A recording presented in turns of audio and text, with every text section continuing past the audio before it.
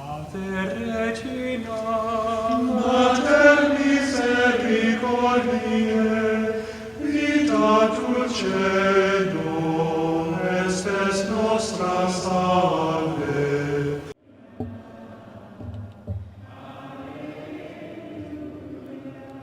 The Lord be with you.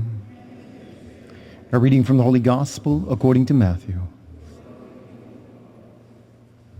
Jesus said to his disciples, "The kingdom of heaven is like a treasure buried in a field, which a person finds and hides again, and out of joy goes and sells all that he has and buys that field. Again, the kingdom of heaven is like a merchant searching for fine pearls. When he finds a pearl of great price, he goes and sells all that he has and buys it." The Gospel of the Lord.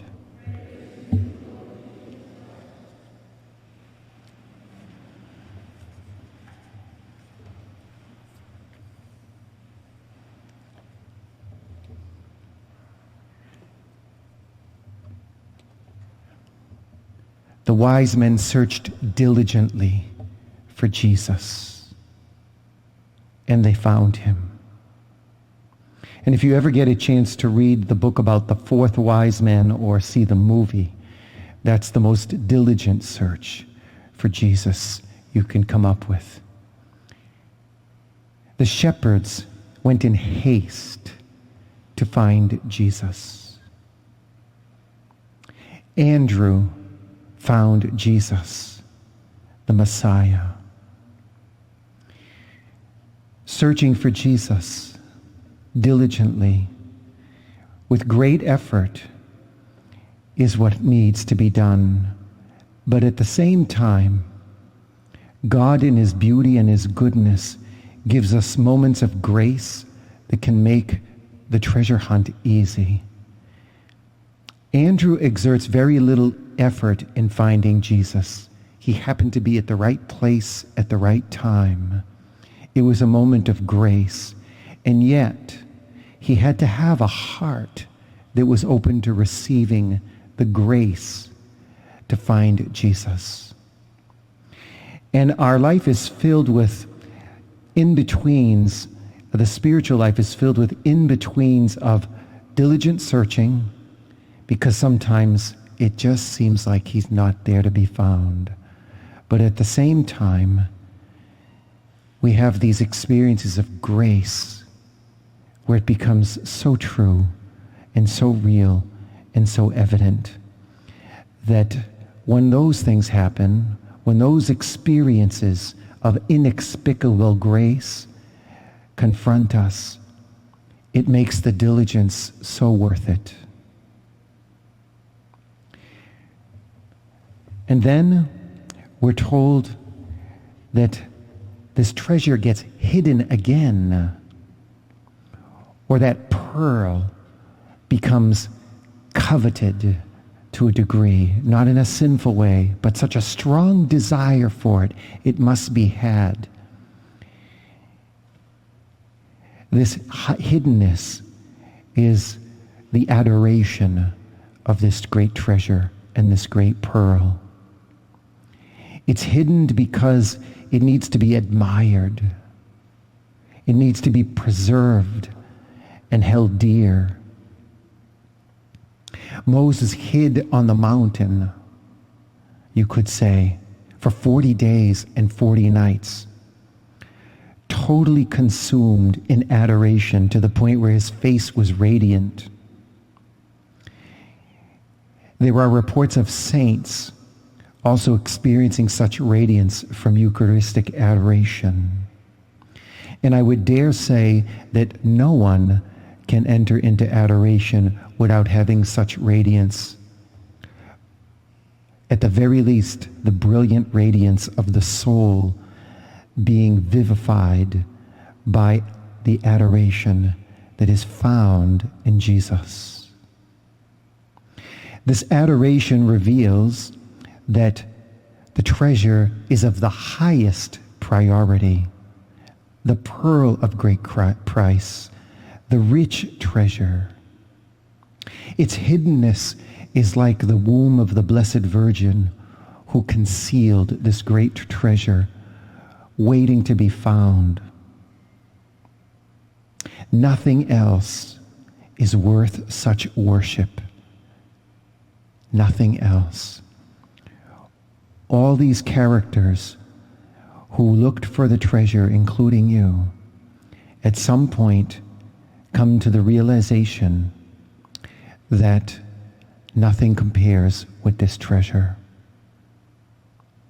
especially on your deathbed. Nothing compares with this treasure. Nothing. So,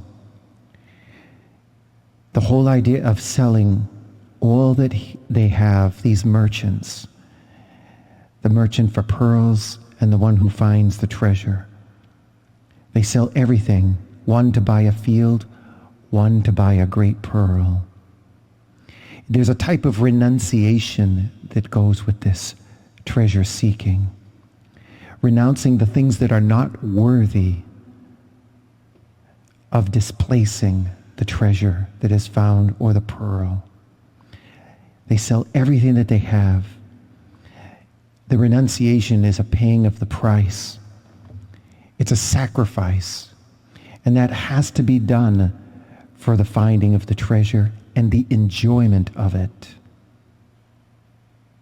I was thinking this morning of, I met an engaged couple this week. I met with an engaged couple this week who, came to start the process of getting married.